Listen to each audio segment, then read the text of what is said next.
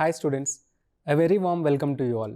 So today we brought you very important session and I think this is going to be the first of its kind. Once you listen to the session, you will understand the importance of it. And right now I am sitting here in Cyberabad Commissionerate where we are going to discuss with Deputy Commissioner of Police, and he is heading the Cybercrimes Department in Cyberabad, and he is none other than Mr. Kalmeshwar. So he is an IPS officer who takes care of all the cyber crimes which happens in this zone.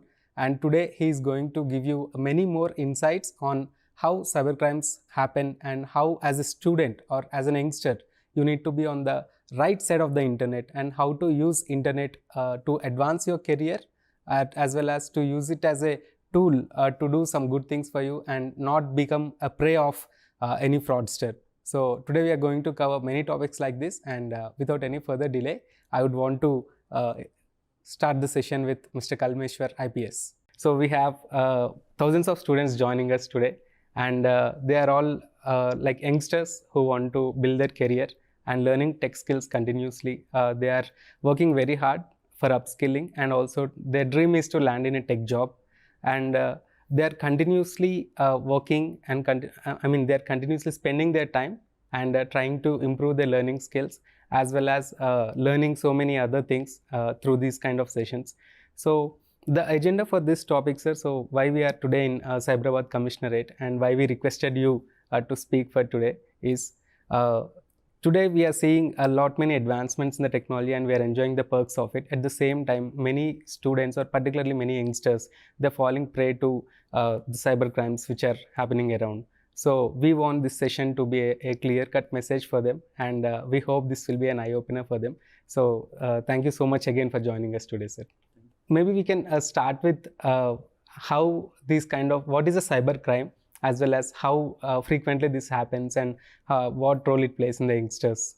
Cybercrime is a crime which is committed using any kind of an electronic device or on a digital platform, where the victim can be an electronic device or an individual. Now, the cybercrimes, there's a tremendous increase in the occurrence of these cybercrimes in the last few years, and we see this pandemic period as a watershed period, where during the pandemic the use of these electronic devices and the internet, providing of the general services to the citizens, most of it moved to the digital platform. Yeah. E-commerce increased in a tremendous way. So since people started using electronic devices and internet a lot, the cybercrimes also increased in the same manner. Cybercrimes may generally the most type of cybercrimes which are occurring now are social engineering crimes, Okay. where people are lured by giving few kind of benefits, or they show that they're going to get something at a lower cost, or they're going to get benefit by doing some small things. Yeah, they're going to earn more by doing small things. So different ways and methods are used by the fraudster to lure the victims, and they become a prey. And our statistics for the last 2 years shows that most of the victims are under the age of 35 years. Oh. Most of them, since in this age group, the use of the mobile phone, the laptops, internet is very high. Hence, the victim are also more under this category. Okay. So in generally, in your day-to-day life, like what are the most common cybercrimes reported to you, sir? Most cybercrimes as of now, as per the statistics for the last 2 years, if we see, the job frauds are there, where people are lured by saying that we'll offer you very lucrative jobs, and they ask them to pay for that, or we they keep tell, getting these work from home jobs messages and all. Yes, But again, there are two types in that. One is there are fraudsters who state that we'll get you a job by giving you a backdoor entry, and they take a huge sum of money from the victims. Never they meet face to face there. Their identities are not known. The other form of job fraud is where they say you can work as a part-time job or work from home kind of a thing. And they initially lure them by saying that probably if you do this task, you will get a certain commission. Say if you purchase a product for about 500, you will get back 600 rupees. For the first 3-4 transactions, the fraudsters return back the money. By which the victims get lured and they start investing in thousands and lakhs. So job fraud is one such thing, investment fraud is there. Then impersonation related frauds are more, where people try to impersonate others to create, to do some crimes. Basically in cybercrime, one of the important factor or one of the important modus operandi fraudster uses is to mask his identity. But nevertheless, how the use of this technology, advancement in the technology is being used for the benefits of all. At the same time, even for the law enforcement, use of these technologies has been helpful in detecting the cases and identifying the fraudsters. I mean, that's so good to hear, sir, actually.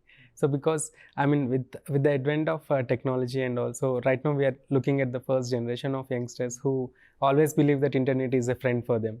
So they're kind of, they assume everything that is on the internet is true. I mean, we tend to be talking to a real person, and I mean, there is no clear demarcation of what's correct and what's wrong.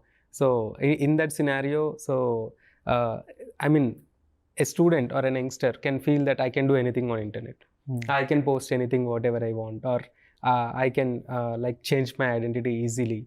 So I mean, as with these things clouding their mind, they're not in a way of like thinking if we can do this or not, if this is going to bring me any consequences or not. So I mean, since you have mentioned that with the advent of technology, law enforcement is also getting very stronger in terms of how to catch someone and how to hold someone. Sir, is it true that if someone changes their Twitter identity and if they do anything from their laptop using the technology, like is it possible to catch hold of them? Yes, very much. Say any person using any form of a digital equipment or on any form of digital platform, they definitely will leave their footprints. They may try to mask their identity only to the outer world, but within the device and on the network, they definitely have left a footprint which will trace us back to from where it has originated. So it is not a difficult task to trace back to the offender. So I think in this and other very repeatedly seen thing is what I mentioned just a while ago is impersonation. Few of the fraudsters think that by creating a fake identity will not be able to know. But here impersonation by itself is a crime. Anybody trying to create a fake identity, anybody trying to use an other individual's identity to commit a crime, both of them are serious offenses. So, and there will be definitely consequences. Yes, definitely. As per the law, the impersonation comes under section 419 of Indian Penal Code, which is a punishable section. So, and also, sir, one more increasing trend in the recent times which we observed is we are using WhatsApp like we use calls. I mean, a while back, so we used to make a call to someone, and right now we are just dropping a WhatsApp message. So it is making our lives easy, and at the same time, we being part of some of the WhatsApp groups, or there are some kind of Telegram groups also where lot many discussions other than general discussions happen. So some kind of hate speech or some kind of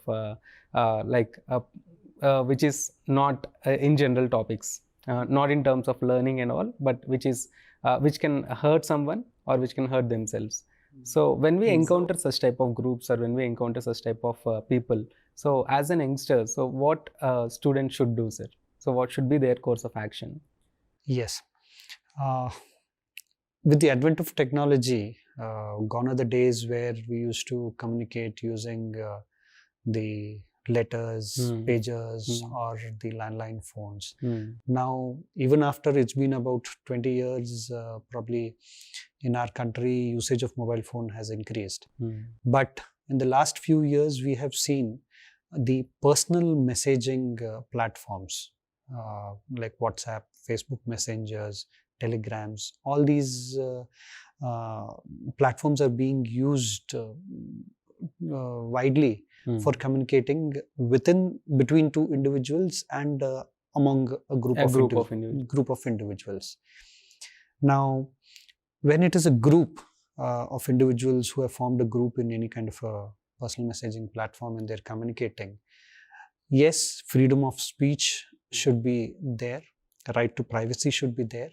At the same time, it should also be seen that any posts or any messages which are put does not violate a law. Like posting obscene kind of materials, posting inflammatory kind of messages, posting messages which may instigate and make others lead to commission of crimes.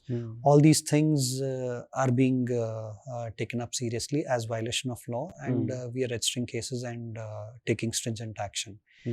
But as you told, if somebody else is posting messages of these sort, what is the liability on the administrators or the other group members?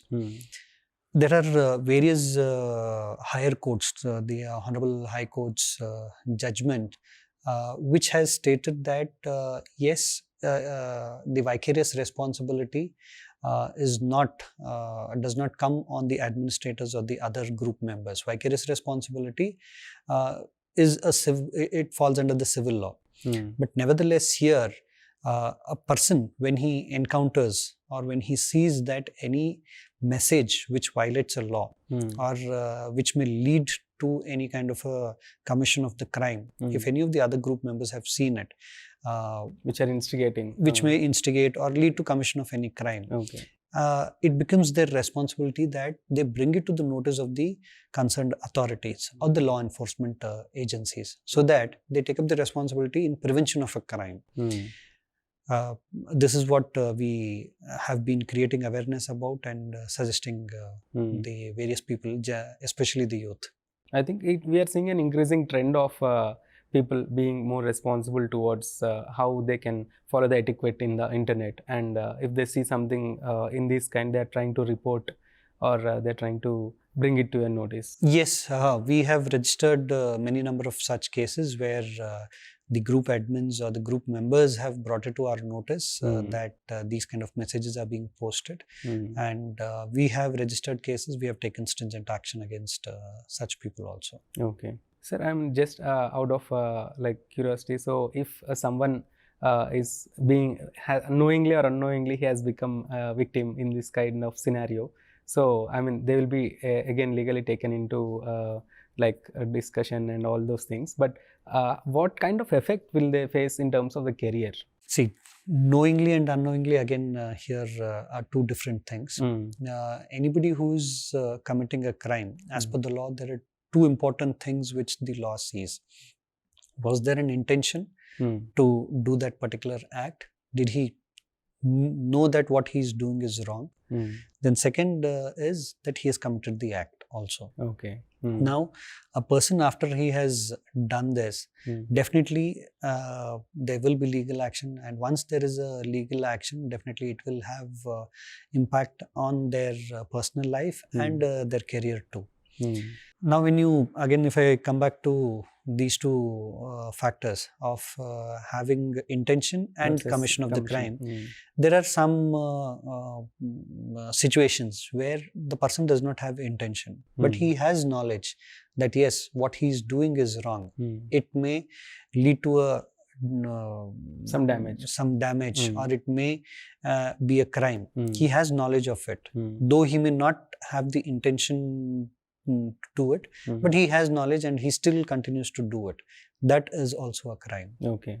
So even with intent properly doing a crime, or even if they don't have an intent, but if they are aware of doing such thing, then it is also considered as a crime. If they know that they're doing wrong and they still do it, even if they don't have an intent, it falls under violation of law. It is a crime.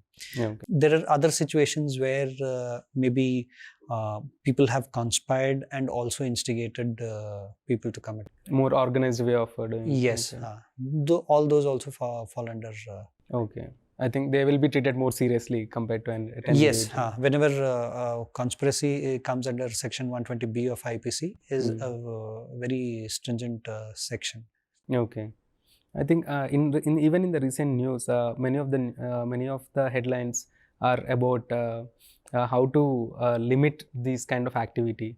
Even on the internet, there's a lot of fake news which is spread, and which has no liability, and at the same time which is not verified from a proper authentic source kind of thing. So most of these news are just spreading around, and if we forward it in WhatsApp, or if we try to participate in those, or if we try to spread those fake news even knowingly, so even that will be considered as a law thing, sir? Yes, yes, definitely. See, again, here there is a very thin hairline difference when we compare three different concepts. That is the freedom of speech, right to privacy, and the violation of law, or enforcement of the law. Definitely, there has been a increase in the misinformation, spreading of misinformation, malinformation, and disinformation, deep fakes. All these have seen a tremendous increase on the digital platform in the recent years. This has become a concern for the law enforcement agencies and to many governments. But nevertheless, yes, there are some provisions in the law where people, as I told you before, people are aware that what they are doing is wrong.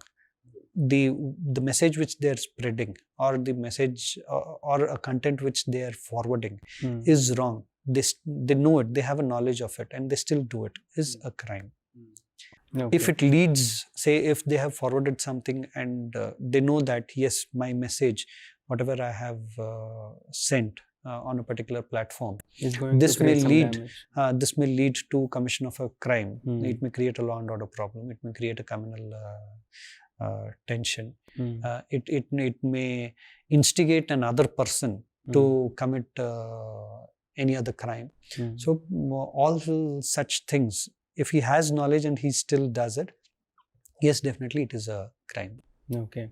I think this kind of information is very important for even students, or particularly any kind of youngsters, to be aware of, so that they will be on the right side of the internet. Yes, it is very true. As I told, as per the statistics, most of the victims are under the category of youth below 35 years of age. And definitely, yes, for them, we have various programs which we have taken up, like digital literacy to secure youth. Dil Se Karke, we have a program, digital literacy to secure youth.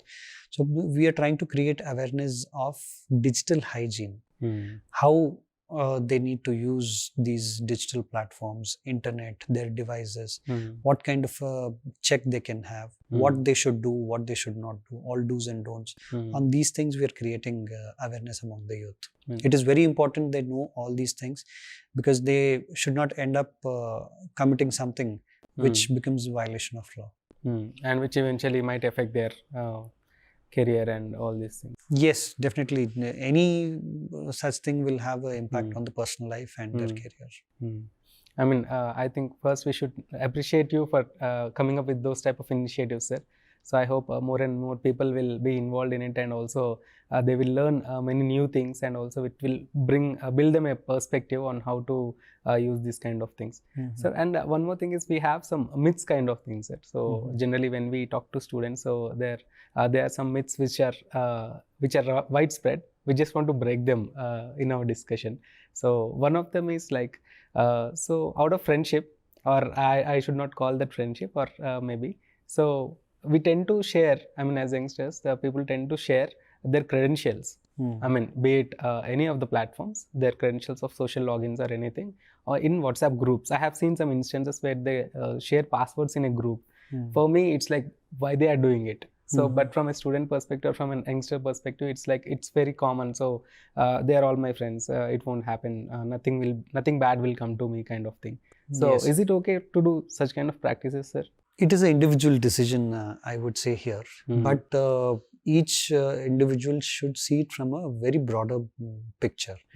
Now, say if I have to explain it, I will tell it that, see, on digital platforms, we'll be using tens of apps. We'll have tens of accounts and all.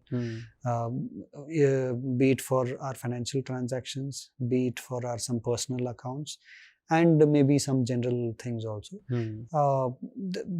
Most of the service providers, they ask us to register ourselves and create a account for ourselves. So we definitely, whenever we are creating an account, we definitely will be using passwords. Now, each individual may be having tens and hundreds of passwords. Remembering it is difficult. So what a general human behavior is that what they end up doing is they try to have a common or a similar kind of a password. So these credentials, when they are shared on a group, it becomes easier for any person who wants to use it for doing something unlawful. For such person, it becomes easier for them to crack the password of their personal accounts or their financial accounts. That is one way which we can look into it. The other way is that by sharing the credentials, we are disclosing our details as to what kind of activities we are involved in, what are our personal things. Even a small picture which is posted on a Facebook or any other social media platform, it's giving more context about people, just by knowing, the fraudster, just by knowing in what location they are, they can identify that yes, these people are out of town, they're not in their home. That itself is sufficient enough to commit an offense at their home. I mean, this is a different perspective. Yes. Okay, so we are just trying to make their job easy by sharing yes. So by sharing credentials, we are disclosing a lot of other information. It is not just a user ID and password which we are disclosing. There's much more we are disclosing to people. And it may not be immediately, it may be misused, but it may also be misused eventually also. We're just keeping that possibility open or creating a new possibility for them, kind of thing. We are not sure how the an individual or group of persons on the other side, how vulnerable they are, that if they become a prey or victim of any fraud, along with them, my credentials and passwords are also compromised. Okay. So I think that's a good, good insight which all the students can take from this. And also one more thing is, there is a sense that if you use VPN, we can use anything. We can do anything. So I mean, a recent incident where PUBG got banned, so people started using again by installing VPN, or we kind of try to visit some websites which are blocked by using VPN and all. So is it true that if you use VPN, so we can't be detected, or is there any limitations there, or how we should see those kind of tools like VPN? That is not right. See, if we look at the internet usage or the digital platform usage of the world, just 4% is the surface web. 96% is deep web. In that again, VPN services is used the highest. Now, all these are again connected through a network. All these are connected in a closed network, but devices are connected.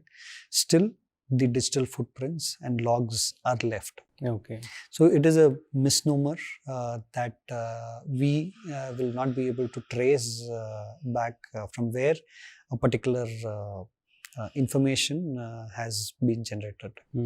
VPN services are being taken on rent now, or they are being offered.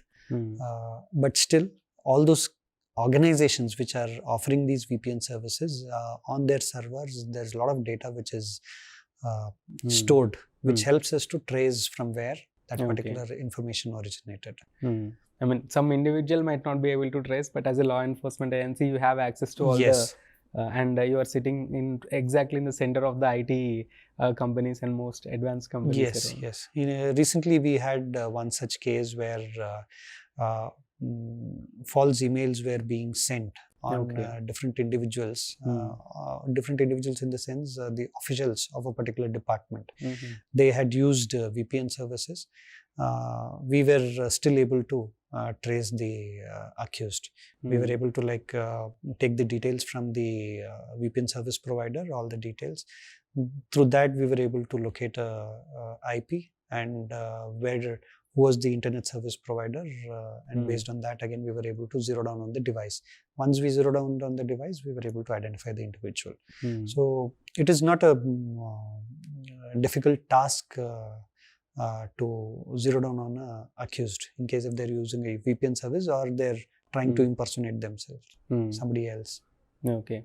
I mean, it's kind of the access you have compared to an individual. Yes, definitely. Nice, sir. So, and also one more common thing which generally youngsters do is to install apps. I mean, if you install it from Play Store or App Store, it's a different story. But there are tons of other websites where APK files will be available, and some premium versions will be available for free. So just to watch a movie or to share some assignments, so there will be some incidents where youngsters kind of they kind of want to utilize that feature, and by installing an APK from a not verified source.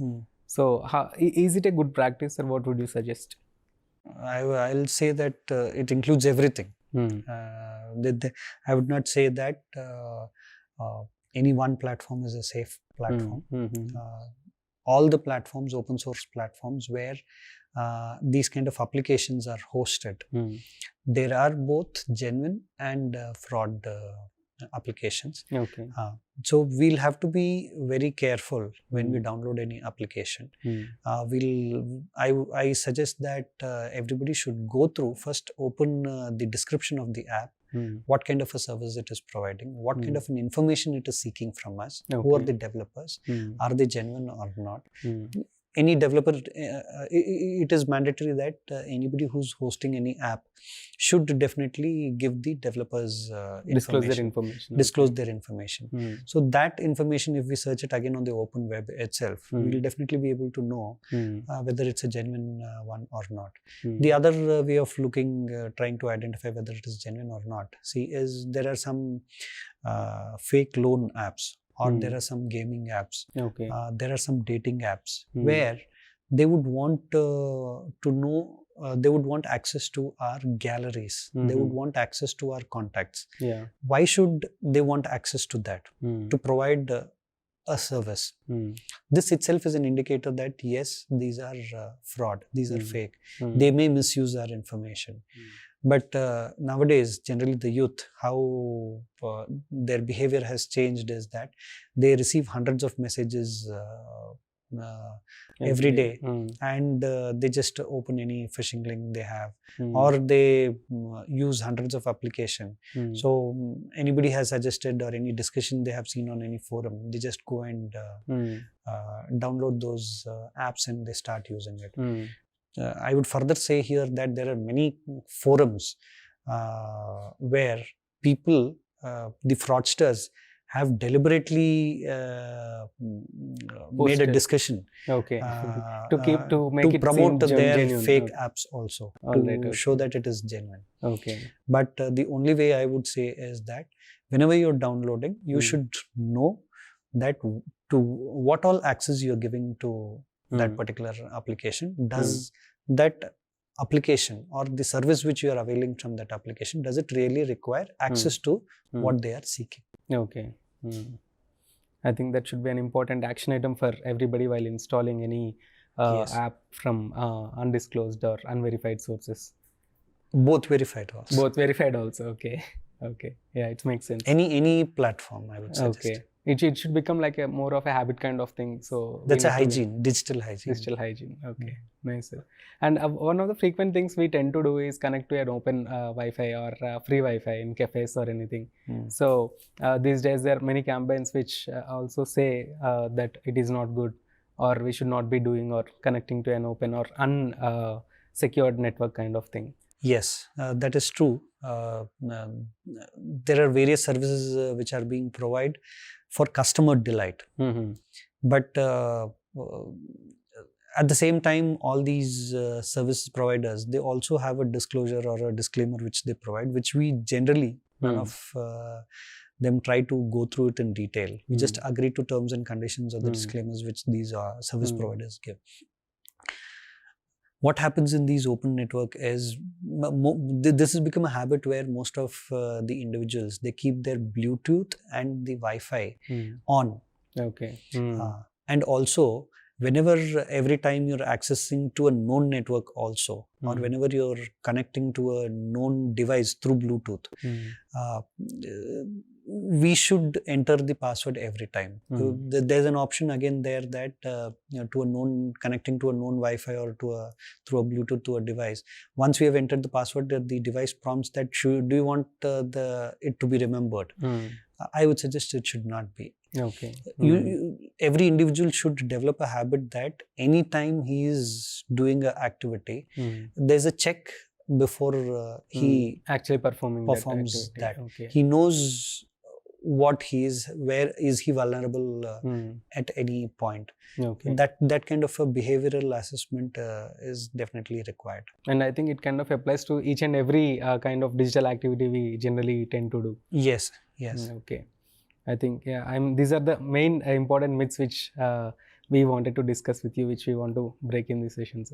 So I think just to give an overview, so we discussed about what is a cybercrime and how cybercrimes affect youngsters and what role it plays in anyone's life. So if we knowingly or unknowingly, even if we are being part of that crime, then definitely we are going to be facing those consequences in personal life as well as our professional life. And we have also seen the myths, most common myths which students have, and we try to break it here.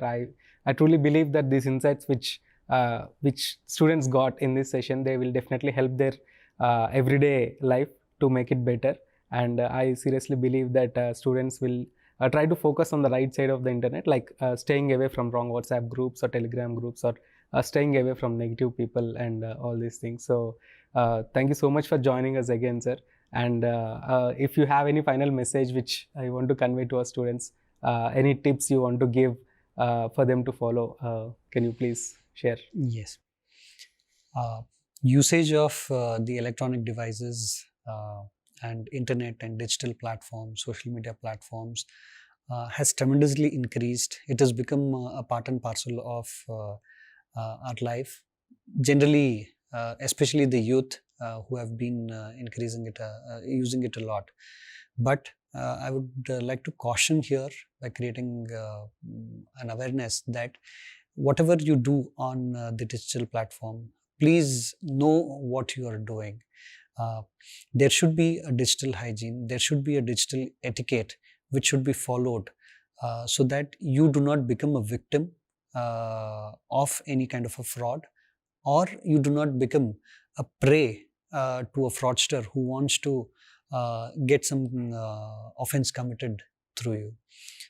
We have, as I told in our discussion, that we have a awareness program where we are trying to create awareness about the digital literacy.